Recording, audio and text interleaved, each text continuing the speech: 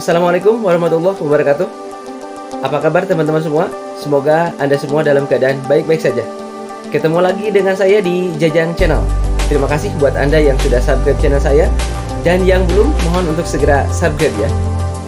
Dan ini dia informasi dari Jajang Channel.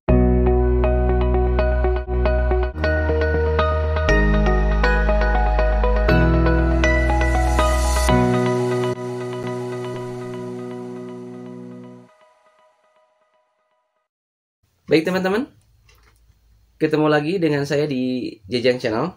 Pada video kali ini, saya akan menjawab beberapa pertanyaan. Karena memang sebelum ini saya sudah membuat konten terkait pelaporan bos babun. Nah, di Kementerian Agama, tahun 2020 ini ada bos tambahan namanya. Baik teman-teman, ada yang nanya, kenapa status di portal bos Kemenag belum ke tahap pelaporan, belum muncul menu pelaporan? Nah, ini adalah pertanyaan yang saya terima melalui WA dan juga di channel YouTube saya. Kenapa di portal bos Kemenagnya itu belum muncul menu tahap pelaporan? Jadi, nah, dari Kementerian Agama memberikan keterangan bahwasanya untuk muncul menu pelaporan, jadi kita harus nunggu dulu. Ya, nah KSKK Madrasah pasti menunggu updating data atau pelaporan data dari bank penyalur. Dalam hal ini adalah Bank BRI. Misalkan kita mencairkan dana itu tanggal 2 misalkan, ataupun misalkan tanggal 20 ya, tanggal 20. Nah, bank itu pasti akan melaporkan ke KSKK Madrasah itu atau ke Kementerian Agama itu 2 hari setelahnya. Nah, setelah itu, setelah sampai laporan di Kementerian Agama, tentu saja Kementerian Agama itu tidak langsung mengupdate ke portal bos Kemenag. Jadi ada proses dulu, misalkan ada validasi data dulu, karena memang ini harus dilakukan. Kenapa? Karena perlu kevalidan data lah. Jadi sistem itu harus benar-benar data yang benar gitu. Agama setelah menerima laporan dari bank penyalur itu membutuhkan sekurang-kurangnya 1 hari untuk mengolah data. Jadi memeriksa kevalidan data lah sebelum diupdate ke portal bos Kemenag. Nah, setelah diperiksa, divalidasi, diverifikasi, baru bos Kemenag atau KSKK Madrasah mengupdate-nya di portal bos Kemenag. Kemudian teman-teman ada juga yang bertanya begini, dokumen apa saja yang perlu disiapkan dalam pelaporan bos babun? Nah, ini juga dibahas di konten YouTube saya sebelum ini. Jadi dokumen apa saja yang harus kita siapkan dalam pelaporan bos babun? Ya, yang harus disiapkan atau dibuat dalam pelaporan bos babun, dan itu diminta di sistem yang diminta di portal bos Kemenag untuk kita laporkan di situ adalah pertama kita harus membuat neraca penggunaan dana. Ya, tentu saja Bapak Ibu sekalian sudah melihat di video saya yang lalu bagaimana membuat atau menyusun neraca penggunaan dana. Nah, di situ, nah yang pertama, jadi kita sebagai madrasah pengelola dana bos babun itu harus membuat neraca penggunaan dana. Jadi ada pemasukan, ada pengeluaran, jelas gitu ya. Dokumen yang perlu disiapkan yang kedua adalah kita harus membuat bukti belanja.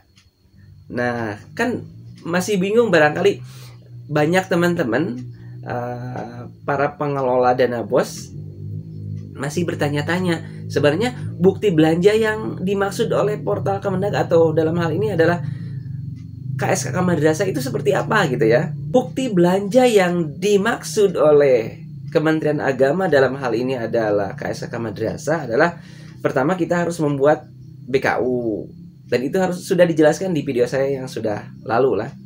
Dan itu kita menggunakan format yang baku di bos reguler saja ya.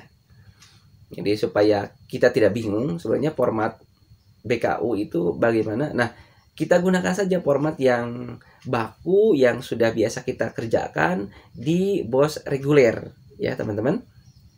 Nah, kemudian buku kas umum itu kita lengkapi dengan misalkan kalau misalkan belanja barang. Nah, kita lengkapi dengan faktur, dengan kwitansi gitu ya. Jadi tidak hanya BKU saja yang kita upload, tapi yang paling penting di portal Kemenag ataupun di portal BOS Kemenag itu sebenarnya BKU. Jadi dengan kita menyusun BKU saja kita sudah melaporkan bahwasanya kita sudah menggunakan dana gitu sebenarnya. Tentang lebih baiknya BKU itu dilengkapi dengan faktur dan kwitansinya.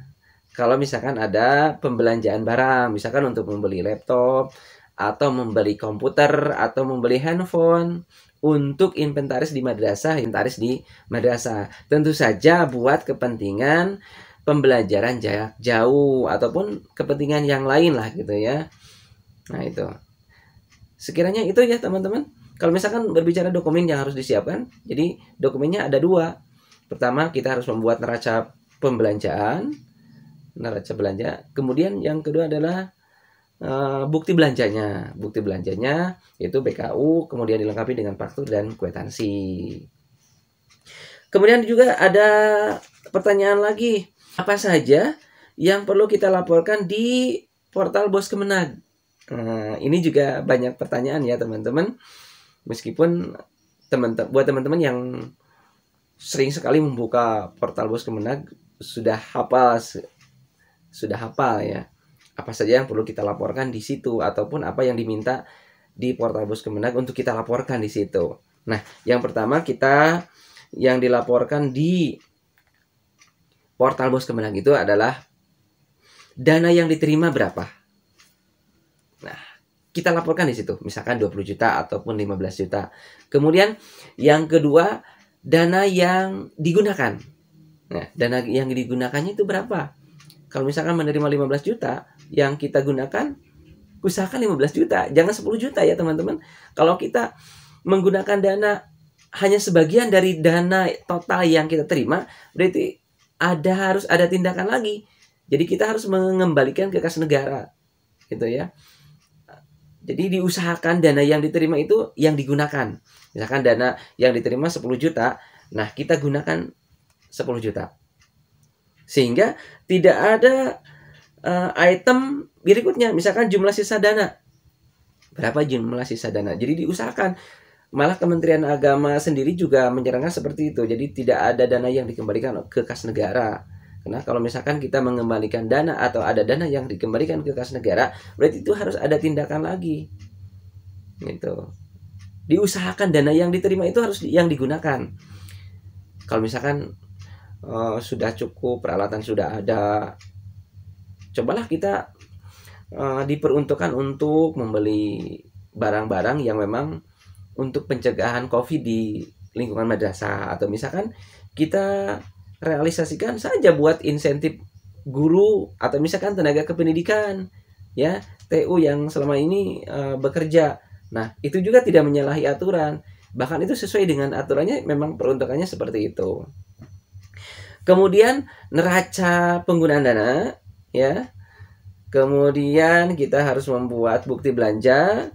Nah, kemudian yang terakhir adalah bukti pengembalian dana jika ada. Ini opsional ya teman-teman. Jadi untuk bukti pengembalian dana itu opsional jika kita termasuk madrasah yang memang mengembalikan dana, dan itu tidak disarankan oleh Kementerian Agama. Jadi yang disarankan oleh Kementerian Agama itu madrasah menggunakan dana yang diterima itu sesuai dengan peruntukannya. Jadi tidak ada yang dana yang dikembalikan ke kas negara.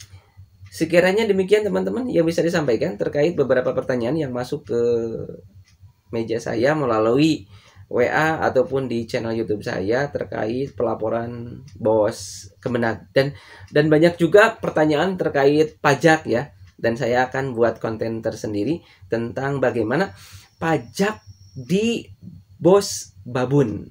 Demikian, assalamualaikum warahmatullahi wabarakatuh.